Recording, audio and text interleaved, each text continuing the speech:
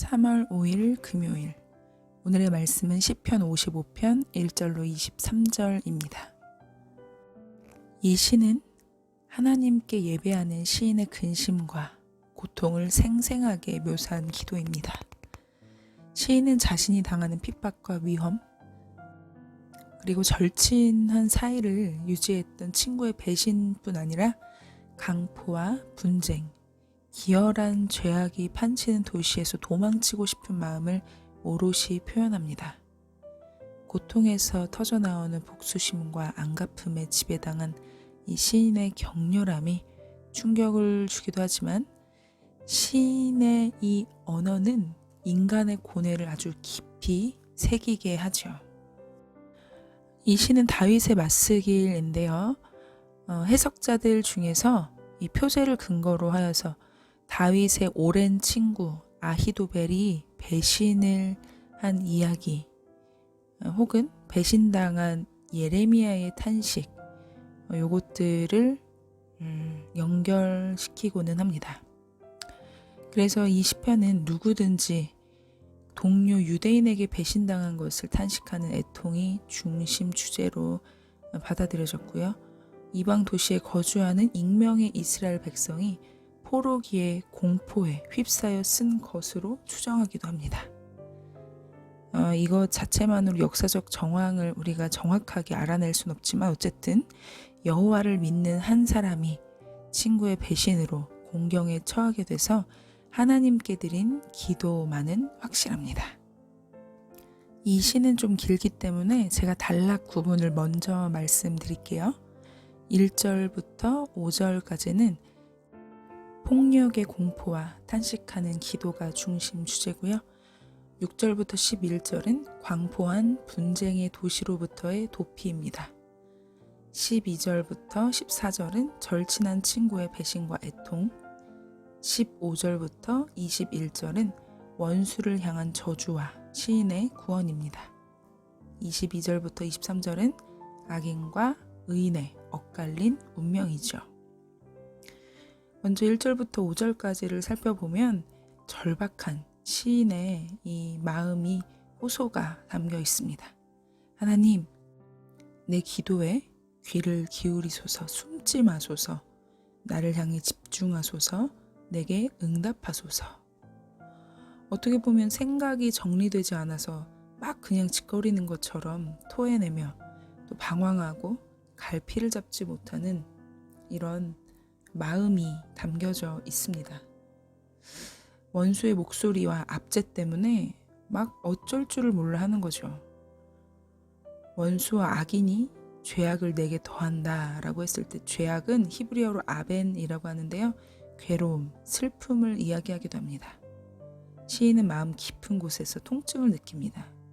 죽음의 공포가 엄습해 온다고 말할 정도고요. 여기서 끝이 아니죠. 시인을 압박해오는 죽음의 공포에 두려움과 함께 몸이 흔들릴 정도로 시인은 떨림을 느낍니다. 그래서 6절부터 11절을 보면요. 시인이 아주 극도한 공포를 견딜 수가 없어서 도피하고 싶어요. 만약 내가 비둘기라면 날아가서 편히 쉬고 싶다라고 말합니다. 왜 비둘기를 하필 선택했을까요? 비둘기는 히브리어로 요나라고 얘기를 해요. 비둘기처럼은 요나처럼이라는 말이 되겠죠. 니느웨로 가야 했던 요나가 다시스로 도망한 이야기를 떠올리게 만듭니다. 요나처럼 적극적으로 현실로부터 벗어나고 싶은 이 시인의 열망을 담은 것이죠. 그런데 아이러니하게도 시인은 하룻밤 안전하게 머물며 거주할 장소로 광야를 생각합니다. 사실 광야는 황량하고 건조하고 짐승이 출몰할지도 모르는 위험하고 참 무서운 곳이에요. 사람이 거주하기엔 척박하죠. 그럼에도 원수와 악인들이 가하는 공포를 견디느니 차라리 광야가 낫다 라고 시인은 생각하고 광야를 피난처라고 여긴 것입니다. 또 우리가 광야를 살펴본다면 예전 이스라엘 시대 이스라엘 백성들이 출애굽할 때 척박하고 고독하고 아무것도 없는 광야였지만 하나님께서 이스라엘 백성과 동행하시며 함께 머물렀던 곳이 또 광야이기도 하죠. 악인의 원수의 광포함을 벗어날 수 있는 피난처, 광야. 아무것도 없지만 하나님이 함께 하셔서 모든 것이 있는 장소이기도 합니다. 그런데 갑자기 9절부터 이제 시인의 태도가 바뀝니다. 첫 마디가 이제 명령문이거든요. 9절에 나의 주님 삼켜버리십시오. 그들의 혀를 잘라버리십시오. 되게 무섭죠? 시인은 분노하듯이 아주 험악한 말을 쏟아내고요. 그 뒤에 그 이유에 대하여서 구체적으로 이야기합니다. 악인들은 밤낮으로 성벽을 포위하고 다니는데 그 성벽 안에는 죄악과 재난이 가득했습니다. 죄악과 재난은 괴로움이죠. 시인이 거주했던 도시의 절망적인 상태가 악독, 압박, 속임수로 집약됩니다. 도시의 편리함 뒤에 도사린 포악성을 대표하는 말인데요. 이 악독의 정확한 의미는요, 황폐함과 파멸이에요. 도시에서 사람들이 그 당시 제일 많이 모여드는 공공의 장소는 광장이거든요. 이 광장은 히브리어로 레홉이라고 이야기하고 여기서는 거리라고 번역이 되어 있어요. 그 이스라엘에서 성문 앞 광장은요, 법정이 서기도 하고 또 상거래가 이루어지는 공공 영역입니다. 그런데도 불구하고 그곳에서도 학대와 속임이 떠나지 않았다는 거죠. 그래서 시인은 12절부터 14절 배신으로 인한 아픔과 상처를 고백합니다.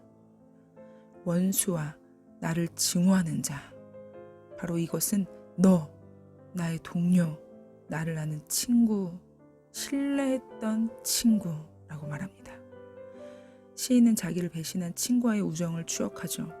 비밀을 나눌 만큼 친밀한 사이였고 성전 예배에 함께 참여해서 신앙적 이야기를 주고받던 친구이기도 했습니다. 재미있게 의논하며 라는 말은 의논, 조언, 협의, 계획, 히브리어로 소드라고 얘기를 해요. 이것은 마치 하나님께서 당신의 그 비밀스러운 계획을 예언자들에게 막 말씀하실 때 그때 사용되는 말이거든요.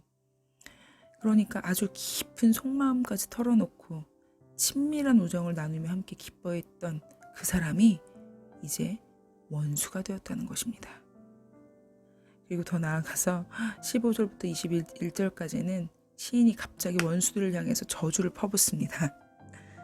네, 그들이 산채로 스올로 내려가기를 바래요.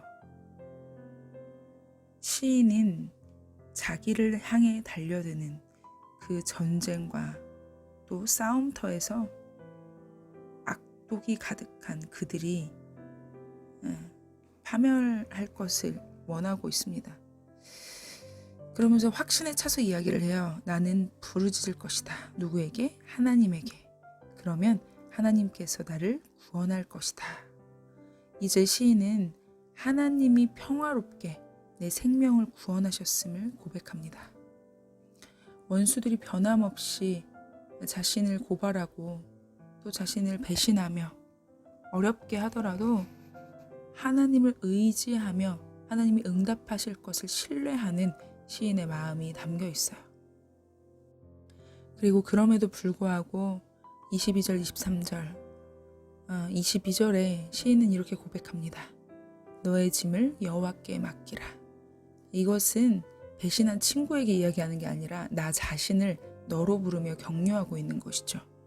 자신의 운명을 하나님께 맡깁니다. 왜냐하면 하나님께서는 나를 영원히 붙드시고 또한 의인이 요동치도록 내버려 두시지 않는다는 걸 믿기 때문이죠. 친구의 배신뿐만 아니라 사실 우리는 이 세상 모든 관계들이 어그러지고 깨질 수 있습니다.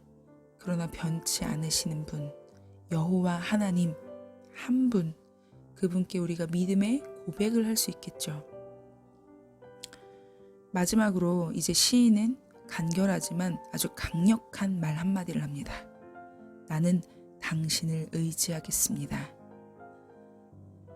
죽음의 위협과 공포에 떨었던 시인이 탄식과 고발의 언어를 쏟아냈지만 사실 그것은 하나님과 나누는 아주 깊은 내면의 소통이었고 몸부림이었습니다. 여러분 어떠세요? 모르는 사람이 나를 힘들게 해도 참 괴로운데 아는 친구, 그것도 아주 친한 친구가 나를 배신한다면 정말 괴롭겠죠. 분노할 수 있습니다.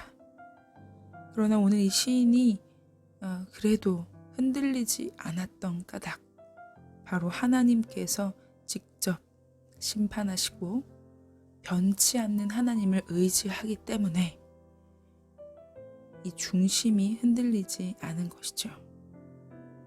우리도 삶을 살다 보면은 온갖 배신과 술수와 모략 이런 것들에 당할 때가 있어요. 제가 얼마 전에 이렇게 나누기도 했는데 저희 그 가족이 그걸 내렸으면 좋겠다라고 얘기해서 내리기는 했는데 그런 여러 가지 사회의 악들이 있습니다. 그런데 이렇게 제가 기도를 하면서 또 같이 가족들과 기도하면서 하나님이 그런 마음을 주시더라고요. 심판은 나의 것이다. 저는 굉장히 그런 기간을 지내면서 마음도 어렵고 또 속임을 당했던 가족에게 막 분노가 막 나기도 했지만 하나님께서 이 모든 정의와 공의의 주관자라는 것을 알기 때문에 하나님께 저의 짐을 다 맡겼습니다. 그리고 주님을 의지할 거예요. 앞으로도 영원히 계속 그렇게 해달라고 계속 성령 하나님께 의탁하며 기도할 텐데요. 우리도 어떤 어려운 일이 일어날 때 온전히 하나님만 좀 의지했으면 좋겠어요. 그리고 이 모든 상황을 하나님이 정리해달라고 같이 기도하면 좋겠습니다. 그렇게 하실 거죠? 자, 그러면 우리 함께 마무리 기도를 하고 또 오늘 금요일도 힘차게 보내겠습니다. 기도할게요.